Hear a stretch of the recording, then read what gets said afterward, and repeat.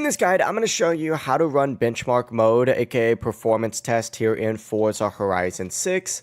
Before we do get into this guide, make sure to like the video and subscribe to the channel with all notifications on. It really does help the channel and it lets us know that you want more content like this.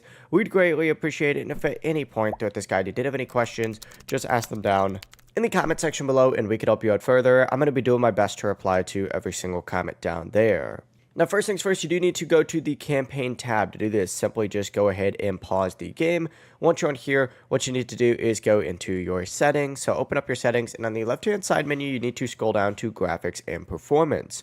Go ahead and open that up and look for benchmark mode on here. Select it, and then go ahead and hit yes right here. It takes about 2 to 3 minutes, and the game may restart or reload your profile to your system.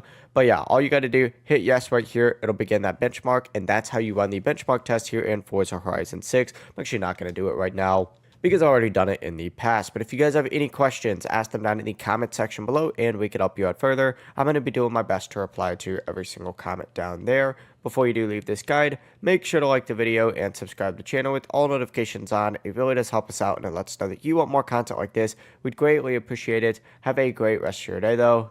Peace.